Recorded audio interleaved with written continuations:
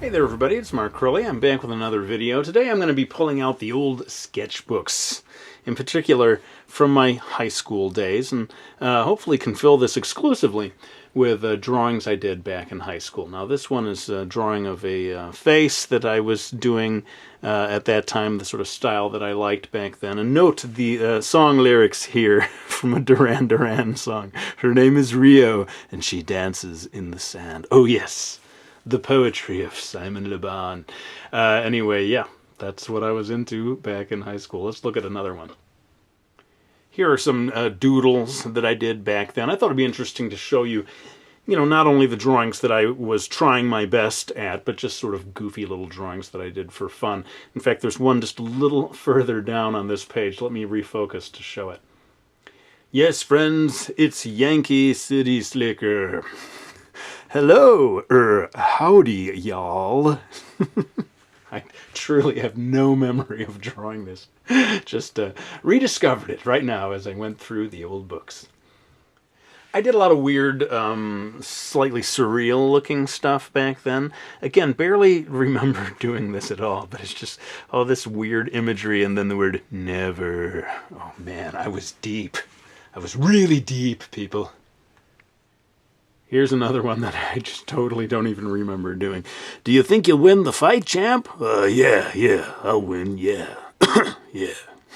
Because I was a master of dialogue, clearly. Hey, maybe this is where the Brooklyn voice came from. What do you think, people? It started all the way back in high school. So here's a drawing that I did inspired by The Stand. By Stephen King, the novel.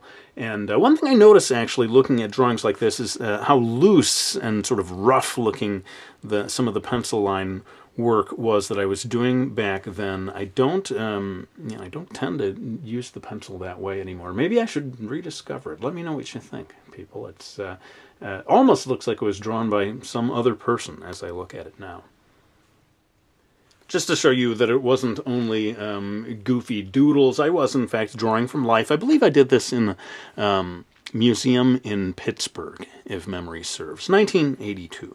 And so you can see I was already practicing drawing from life. Very important skill to acquire, people. I think a lot of young artists somehow feel guilty because they had to look at something in order to draw it. There's nothing wrong with that, people. This is how you learn how to draw anything, by looking at reference. This is an interesting one. I talked about how it's important to draw from life, but I think this one, if memory serves, was actually drawn entirely without looking at anything. I was sort of challenging myself to draw an imaginary scene, but using my knowledge of light and shadow and reflections and so forth to try to make it look as real as possible. What do you think, guys? Did I succeed in my early realism challenge? Now this one I definitely was looking at a photo, from a photo, of course, of Albert Einstein, and I did this sort of sketchy, high contrast version, which I later turned into a big oil painting, so as to, fill out my portfolio at that time. I had my eye on getting into college, possibly winning an art scholarship, and so I created this gigantic, fairly abstract looking, brightly colored oil painting. Who knows what became of it? It is lost to history. Here's another one I only have foggy memories of at best. I guess you could kind of call this like an architecture challenge, where I imagined an architectural scene and tried my best to make it look real. Not sure if it works. Any architects out there? Tell me if the perspective and so forth holds together.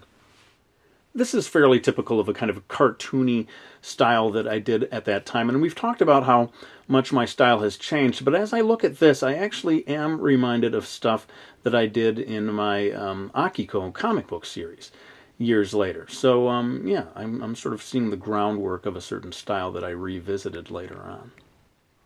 I was a big fan of Thomas Dolby back in high school, still am, really, and you can see, I remember doing this one, actually, drawing his face, and it's like a torn sheet of paper, and when you lift up the piece of paper, you see, oh man, he's a cyborg on the inside.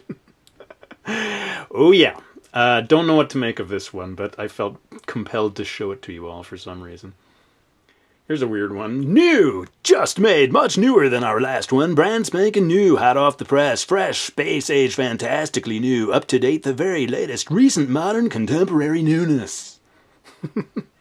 See, I could have had a job in advertising. If only I'd gone for it. I missed my calling, clearly.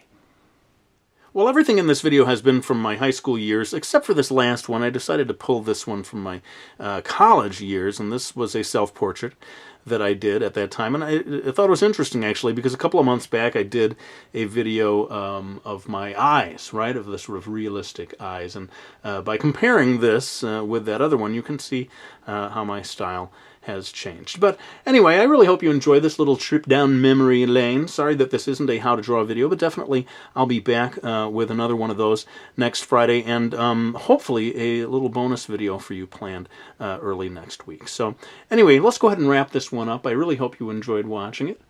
I certainly enjoyed making it for you. And I'll be back with another one real soon.